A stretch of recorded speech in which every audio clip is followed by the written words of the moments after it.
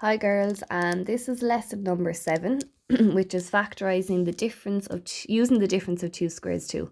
So I'm just going to bring you back to a quick review of your rules for factorising using the difference of two squares 1, I suppose, right? So remember the rule, if we have a square number minus a square number, how we separate it up is you say x all in brackets squared minus y all in brackets squared, and you have the first number plus the second number times the first number minus the second number. So the review is, I'm just bringing you into factorising using the difference of two squares. Sorry, I actually should have left a space here. But remember, this is the same as saying x squared minus 9 squared, which would actually be x minus 9 and x plus 9.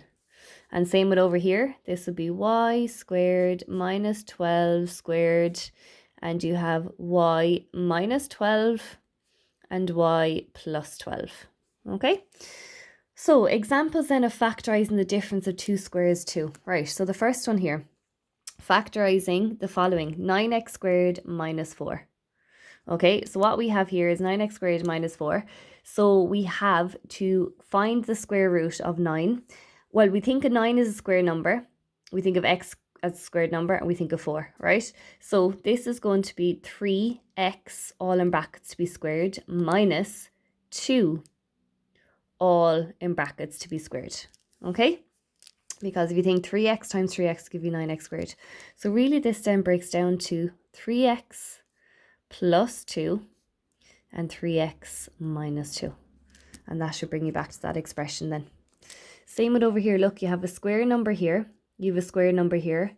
You have a square number here. And you also have a square number here. So let's think about this first, right? So this would be 5a squared minus 9b squared. Okay?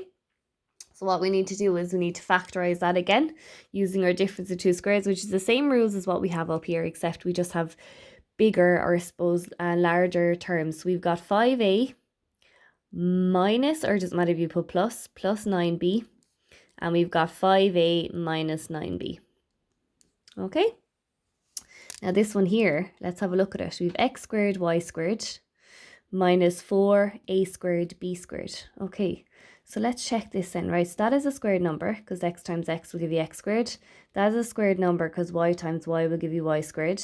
That is a squared number because 2 times 2 will give you 4. That is a squared number because a times a will give you a squared. That is a squared number because b times b will give you b squared. So what we have here then is we have xy squared minus 2ab squared. Okay, so let's open up our brackets here. We've got xy minus 2ab, and we've got xy plus 2ab. And that is your answer then for that one. You factorise it fully. Okay, let's look at another 2 examples. Okay, so we've got factorise the following. So we have 36x squared minus 121y squared. So is 36 a squared number? Yes, it is. Is x squared a squared number? Yes, it is. Is 121 a squared number? Yes, it is. Is y squared a squared number? Yes, it is. Okay, so let's think. What would you square to give you 36? It'd be 6. But you'd also have the x here. Okay, so that's 6x squared minus, what would you square or get the square root of 121, or what do you multiply by itself twice, give you 121, would be 11, and it's y squared. So we open up our brackets then. So it's like you're putting a plus in one and a minus. Doesn't matter if you put the minus first. So you'd have 6x, 6x, 11y, 11y. Okay, let's look at this one over here. We've got 100b squared minus 16a squared. Okay, is 100 a squared number? Yes, it is, because 10 times 10 will give you 100. Is b squared a squared number? Yes, it is, because b times b will give you b squared. Is 16 a squared number? Because 4 times 4 is 16. Is a squared a squared number? Because a times a. So let's think. This would be 10b squared minus 4a all in brackets b squared. Okay, so let's open up our 2 brackets. Let's put a plus in one. Let's put a minus in the other. So you've got 10b and you have 4a.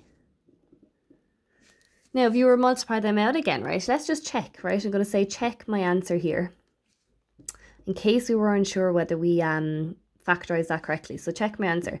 So I've got 10b plus 4a times 10b minus 4a. So let's multiply the first bracket into the second bracket. And we'll take the first term and multiply it into the second bracket. Okay, so 10 times 10 is 100. 100b squared minus 40 ab, and then plus 4 would be plus 40 ab, and then plus 4a times minus 4a is minus 16a squared. Now, won't they cancel with each other? And what you're left with is 100b squared minus 16a squared, and that's done correctly then, okay? Because you've brought it back to the original term, so correct here. You have factorized that perfectly, okay? Let's look at this one now, right? Okay, factorize 12x squared minus 75y squared, right? Now, is that a squared number? No, it's not. X squared is a squared number. Is that a squared number? No, it's not. Y squared is a squared number. So can we factorize first by using the difference of two squares? Yes, we can. Or not the difference of two squares, using the highest common factor. Yes, we can. So what's a common factor, a highest common factor for 12 and 75? It would be 3. Okay, so let's take out 3. And what do you multiply 3 by to give you 12x squared? It would be 4x squared. What do you multiply 3 by to give you minus 75y squared? Wouldn't it be, so 3 goes into 7 2 times, so 25y squared. Okay, so now what I can see in here is actually I have the difference of two squares. So this is just an added step. So let's keep the 3 outside here. We'll just open up square brackets. Let's deal with what we have in here. Is that a squared number? Yes. That a squared number? Yes. That a squared number? Yes. That a squared number. So we'd have 2x minus, all in brackets to be squared, sorry, minus 5y, all in brackets to be squared. Okay, because 2 times 2 will give you 4, x times x will give you x squared, 5 times 5 will give you 25, y times y will give you y squared. Inside here then we'll have 3 brackets. I just use a square bracket just to show that it's different. And you'll have your 2 other brackets inside here. Put a plus in one, put a minus in the other.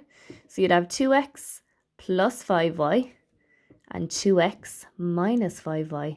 So your final answer then is going to be 3 bracket 2x plus 5y and 2x minus 5y. And that's just an extra step here, right? So you try and do the difference of two squares, but if you stopped there in the exam and didn't try and factorize your bracket fully, you wouldn't get full marks. So it's not just using the highest common factor, it is using both the highest common factor and then your difference of two squares to bring it down to you simplifying it. I suppose if we said factorize fully, that's what you have to do to factorize fully. Okay. Now, the last examples, that was example F, this is example G, right? So, and I'd like you to take down all these examples. Evaluate 51y squared minus 49, not y squared, sorry, 51 squared minus 49 squared without using a calculator. Okay, so let's look at this here, right? So let's think of similar method here. Right, so isn't this the same as saying 51 squared minus 49 squared? Okay, so let's think of our rules of the difference of two squared. Open up 2 brackets.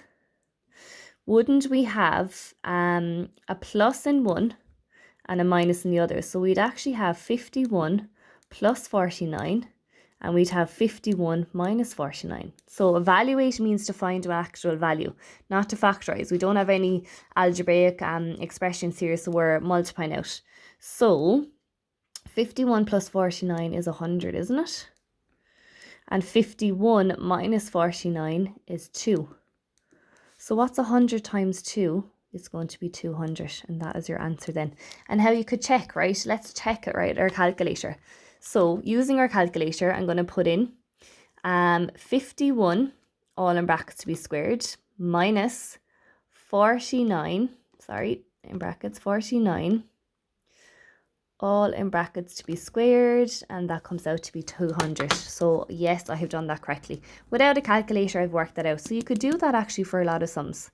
So that is your lesson 7 of factorising using the difference of two squares too. So it's just an extra step.